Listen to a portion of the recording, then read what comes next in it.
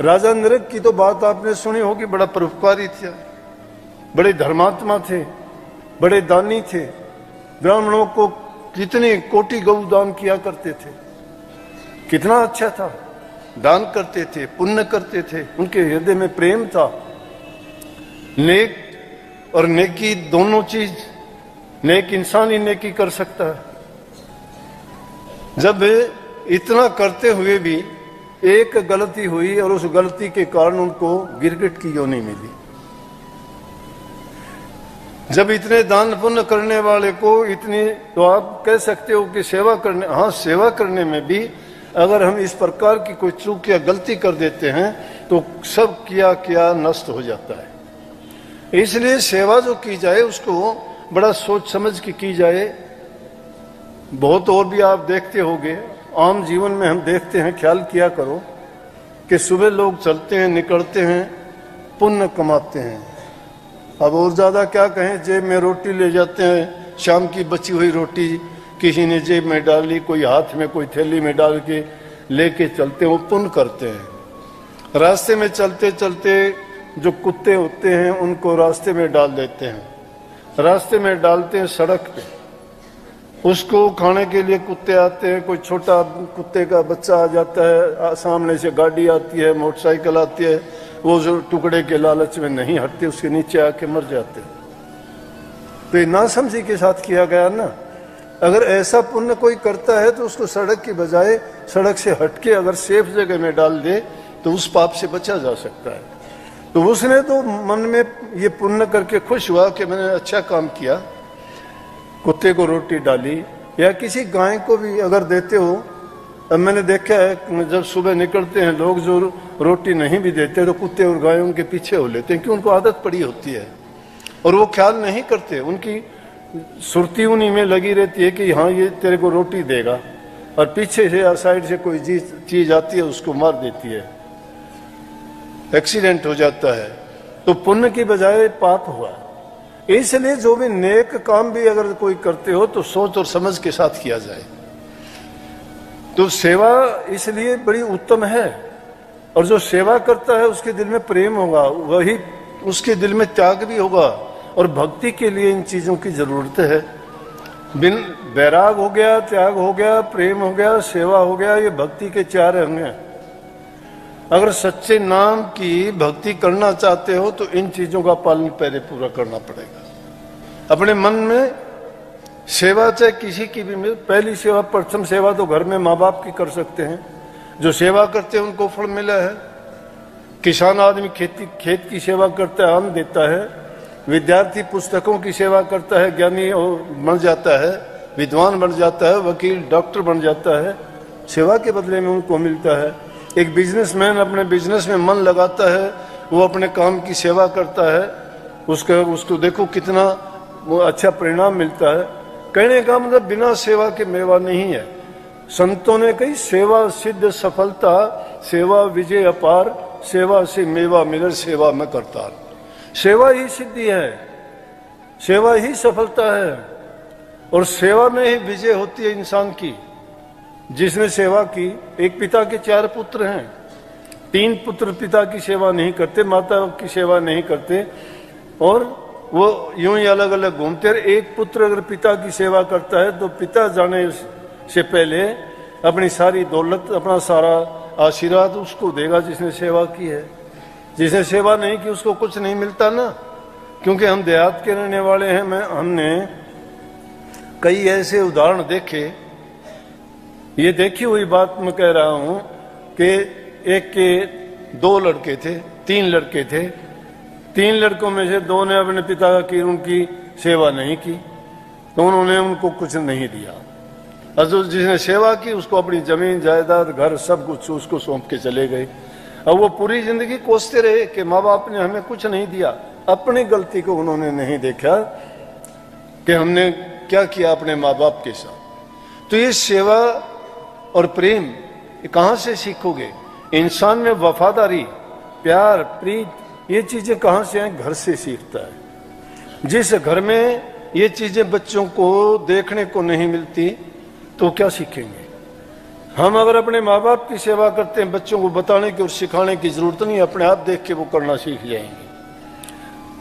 तो जैसा घर में होता है व्यवहार बर्ताव, और ये बताने और कराने की भी जरूरत नहीं है, देखने से ही हम जो इंसान जो काम करता है उसी काम में बच्चे देखते देखते उसको सीख जाते हैं सारे काम, क्योंकि वो रात देखते हैं कि कौन सा काम किस लिए किस तरह से किया जाता है। और जब किसी दुखी जीव की सहायता मंद की, किसी भूखे गरीब की, किसी घायल की आप सेवा करते हो, और जब उसको किसी दुख तकलीफ और पीड़ा से शांति मिलती है, तो वो अपने दिल से आपको शुभ आशीर्वाद देता है, दिल से देता है। अगर वो जबान से नहीं कहता तो भी वो कहता है कि परमात्मा तेरा भला करे। और जो हृदय से निकली हुई आवाज जो होती है, दुआ होती है, वो काम किया करती है। आप हमेशा बच्चों को खुश होके, कभी उनके जन्मदिन पे, कभी काफी समय के बाद मिलते हो तो आप भी उनको आशीर्वाद देते हो। अपने बच्चों को यही क्योंकि दिल से देते हो, बिना दिल के उनको भी देते हो जिनसे तुम्हारा कोई लेना देना नहीं है, ना आपसे प्यार करते हैं, ना आपकी सेवा करते हैं, और ना ही आपसे मिलते जुलते हैं। उनको भी आप कह जरूर दोगे, लेकिन वो दिल से नहीं कही गई उनको। और जो दिल से किसी के लिए दुआ की जाती है वो यूं कि त्यों पार भी उतरती है, पक्की होती है, उसका फल जरूर अवश्य मिलता है। लेकिन अगर किसी को तकलीफ और पीड़ा देते हो, तो पीड़ा में भी आपको जो बद्दुआएं देता है, बद्दुआएं भी खाली नहीं जाती। चाहे वो जबान से नहीं कहता, लेकिन उसकी दिल की पीड़ा गुप्त रूप से जो उसको पीड़ा दी गई है उसको मार देगी। इसलिए कोई ऐसा कर्म ना करो कि जिसके कारण तुम्हें बद्दुआएं मिले। सत्संगी हो, सत्संग की पहले जो जरूरतें हैं, जो आवश्यकताएं हैं, जो प्राइमरी चीजें हैं, उन पर जब तक नहीं चलोगे तब तक नाम भक्ति का, अगर आप कहते हो कि हम ध्यान अभ्यास करते हैं, सुमन करते, बिल्कुल गलत है। आप लाख कोशिश कर लो, लाख जबान से बुद्धि से कुछ भी बोले जाओ, लेकिन जब तक आपका हृदय पवित्र नहीं है, आपकी वाणी शुद्ध नहीं है, हृदय में आपके दूसरों के प्रति प्यार नहीं है, तब तक यूं समझो कि वहां नाम नहीं ठहर सकता। नाम बहुत पवित्र चीज है, और पवित्र नाम पवित्र हृदय में ही रुकता है। इसीलिए खुद कहते हैं परमात्मा के मुझे कहीं दूर देखने जाने की जरूरत नहीं है, भक्तों के दिलों में ढूंढिए। संतों ने क्या कह दिया कि तुम अपने आप को खोज लो, तुम्हारे अंदर है। खोजोगे कैसे जब इसके अंदर तो हमने कचरा भर रखा है, बुराइयां भरी हैं दुनिया की, निंदा की, झूठ की, कपट की, बेईमानी की, लालच की, स्वार्थ की। जब ये बुराइयां हृदय में पहले से विद्यमान हैं और फिर कहते हैं हम नाम का सुमरण करते हैं, घरों में तुम्हारे झगड़े होते हैं, किसी एक दूसरे पर विश्वास नहीं है, भाई भाई का दुश्मन है, पति पत्नी का झगड़ा है, बहन भाई की नहीं बनती है। अरे घर तो युद्ध के मैदान बने हुए हैं, और हम सत्संग में आके तो कहते हैं सत्संगी हैं, गुरु से नाम लिया है, सहन शक्ति नहीं है, धैर्य नहीं है। कोई एक कहता है तुम चार कहते हो, वो चार कहता है तुम मारने को दौड़ते हो, झगड़े मुकदमे होते हैं, कोर्ट कचहरियों में धक्के खाते हो, लुटते हो, पिटते हो। कहाँ की भक्ति? और पूछते हैं कौन हो भाई? कि जी मैंने तो नाम ले रखा है, उस मत का हूं, उस गुरु का शिष्य। कहाँ गुरु का शिष्य?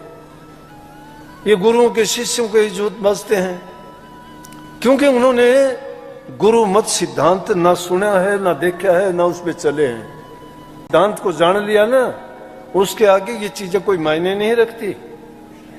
अगर कोई कह भी देता है तो वो उसको अनसुनी कर देता है। जिसने इन चीजों पर विजय पा ली वो अनसुनी कर देता है।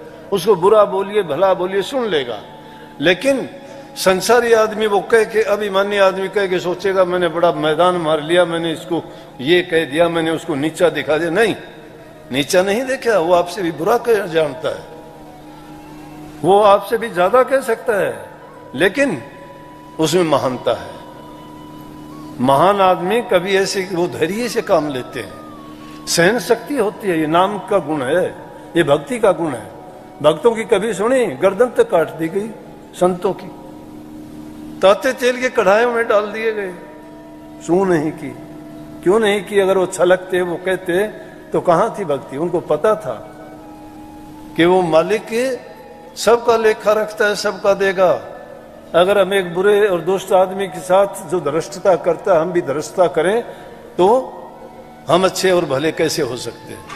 लेकिन ये नाम का गुण है, नाम जिसमें आ गया उसमें शिथिलता आ जाएगी, निडरता आ जाएगी, निर्भय हो जाएगा।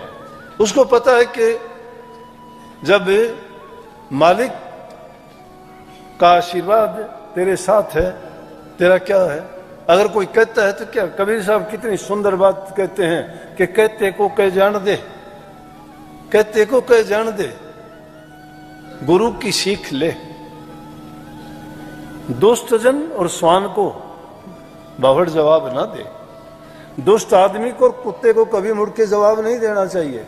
तुम जिस गली से गुजरोगे कुत्ते तुम पर भौंकना शुरू कर दें, अगर उसको छेड़ोगे तो वो भी भौं भौं करेगा और 10-20 को भी लगा लेगा। क्यों? उसकी आवाज सुन के उसके समाज के लोग बहुत आ जाते हैं फिर, कुत्ता समाज के। और दुष्टजन की भी यही है कि दुष्ट आदमी भी अगर कहता है तो उसको भी सुन लेनी चाहिए। उसने अपनी मन की कह दी, उसके जैसे विचार, उसकी भावना, उसकी समझ, उसकी अकल, उसकी बुद्धि और उसका जो जीवन में उसने जो कमाया है वो बोलता है, उसके पास और कुछ नहीं है। लेकिन सत्संगी को ये नहीं चाहिए।